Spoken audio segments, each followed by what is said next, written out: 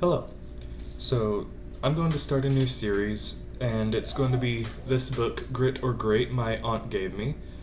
And the description is how perseverance, passion, and pluck take you from ordinary to extraordinary. It's a book on how to better yourself easily. Each chapter has small little parts within it, and I'm gonna do one video per little part of the book. There are only 8 chapters, and each chapter I think has 4 or 5 little pieces in it, so it shouldn't be a short series, but it shouldn't be a long one either. And as you can see, I'm in a different room than I used to be. This is actually my dorm room. So I'm going to go ahead and start. Chapter 1, Why Grit Matters. The quote here by Vince Lombardi is, "The difference between a successful person and others is not a lack of strength, not a lack of knowledge, but rather a lack of will." So, let's start. Steve Jobs, Colin Powell, Michael Jordan, all famous individuals who excelled in their fields and whose names have become synonymous with excellence and achievement. But apart from that, you are probably unaware of any similarity between them. After all, what does one of the most transformational pioneers of the personal software industry have anything to do with leading troops into battle or guiding Americans' foreign policy? What do the exploits of the greatest basketball player of his generation have to do with Silicon Valley or the Pentagon? But these 3 overachievers share one surprising trait. All 3 were so ordinary growing up that virtually no one predicted their future greatness. They were all easily overlooked and dismissed, their talents grossly underestimated. Steve Jobs had a 2.65 GPA in high school and never completed his first year of college.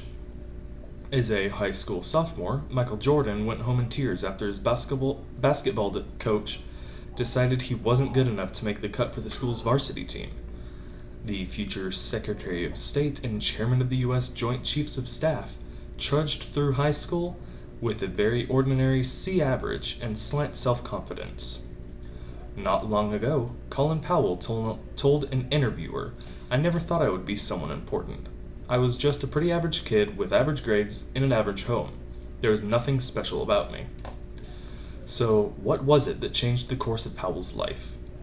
How is it that countless successful people don't display obvious special gifts, talent, or genius early on? How do you catch up in the game of life when you aren't blessed with perfect scores on your SAT or an Ivy League education, or a family fortune to give you a head start? Emerging research suggests that there is far more success in life than a country club protege or natural ability and sheer talent. Passion and perseverance, it turns out, matter more than talent or intelligence when it comes to being successful.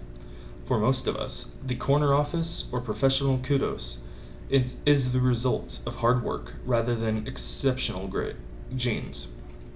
The end game, it turns out, belongs to the truly diligent, not the merely talented. It belongs to those who have grit. Grit is a somewhat old-fashioned term, resurrected from a previous century, but it is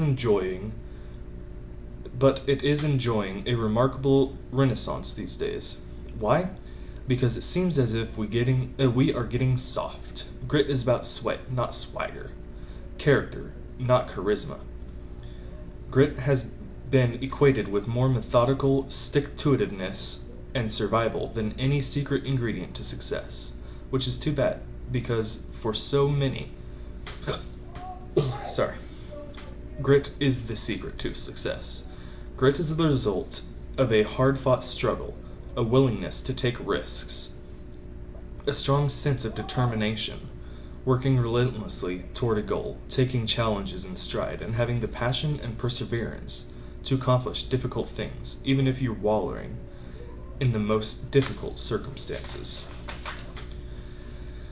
Perhaps what we love most about grit is that you don't have to be born with it. It can be learned. In fact, perseverance and the value of hard work have been, since the time of the Greek philosophers, always considered to be core elements of raising and educating the next generation. Aristotle, writing about the virtues of hard work, said, "We are what we repeatedly do." Excellence, then, is not an act, but a habit. Our founding fathers, with their great admiration for the classical philosophers, embraced these tenets.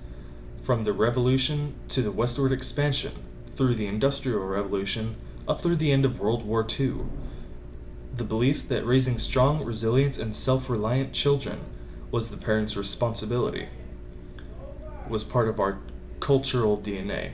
But then something changed. So that is the end of the first little tidbit of this book. That was about 3 pages. The next one is going to be a lot shorter. They kind of vary on size. So I hope you enjoyed that, and I will go ahead and record the next one while this one is uploading. Thank you. I'll see you in the next video.